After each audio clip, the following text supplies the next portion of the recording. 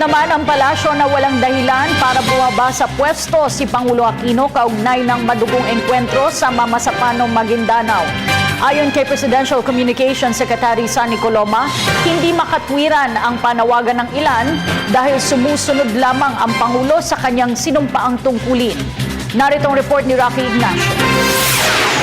Nanindigan ng Malacanang na walang dahilan para magbitiw sa pwesto si Pangulo Aquino kaugnay na nangyari sa Mamasapanong, Maguindanao na ikinasawi ng 44 na Special Action Force members. Kinontra rin ng palasyo ang panawagan ng ilang obispo ng Simbahang Katoliko na bumaba umano sa pwesto ang Pangulo matapos ang madugong engkwentro. Paliwanag ni Presidential Communications Secretary Sunny Coloma, hindi makatwiran ang panawagang ito dahil tumatalima ang Pangulo sa saligang batas bilang pagtupad sa kanyang sinumpaang tungkulin.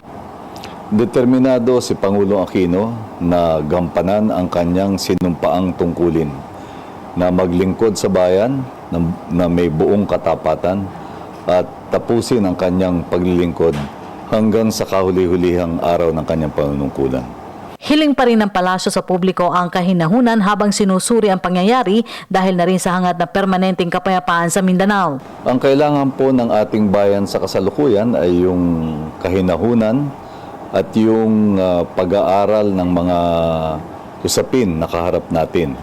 Isa po sa mga usapin ay yung hinggil sa patuloy na pakikipaglaban sa terorismo, na siya namang misyon na ginampanan ng buong kabayanihan ng ating PNP-SAF. At isa rin po dyan yung ating paghahangad na makamit ang pangmatagalang kapayapaan sa Mindanao. Ang pambansang interes po ay nananawagan sa bawat Pilipino na pag-aralan ang mga isyung ito ng buong hinahon at harapin po natin ang mga hamon na bunsod ng mga kaganapan noong nakaraang linggo. Dagdag pa ng kalihim, bagamat nirerespeto ng ehekutibo ang mungkahing pagbuo ng Truth Commission, mainam pa rin na hintayin ang mahalagang impormasyon na makakalap partikular na mula sa International Monitoring Team at Coordinating Committee for the Cessation of Hostilities na tumulong para mapaghiwalay ang dalawang armadong puwersa at mapanumbalik ang tigil putukan sa lugar. Nauna nang binigyan integridad ng Malacanang ang sinasagawang investigasyon ng Board of Inquiry para lumabas ang katotohanan at mabigyan ang hustisya ang Fallen 44. Mainam na mabatid yung kompletong salaysay, mapakinggan ang testimonya ng mga tropa ng PNP-SAF na lumahok sa misyong yun para maunawaan ng ganap ang buong kaganapan sa Maguindanao.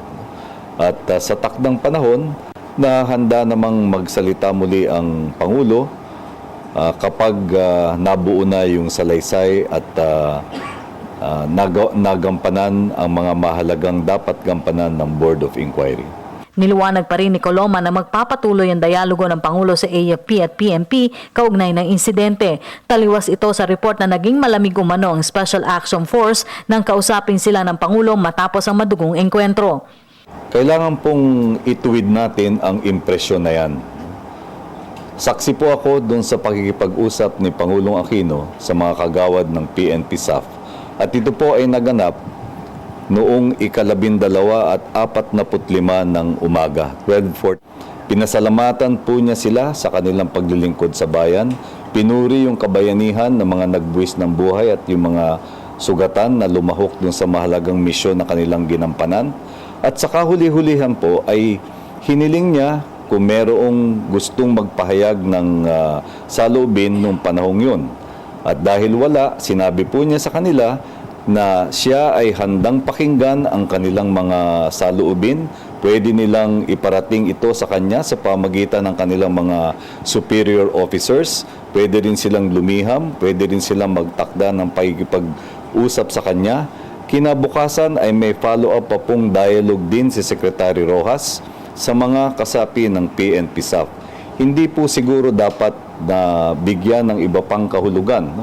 Dahil sa nakikita ko naman po ay pinakinggan siya ng mabuti ng mga kagawad ng PNP-SAF at wala naman pong ipinahayag na kahit na negatibong reaksyon sa Pangulo noong pagkakataong yun.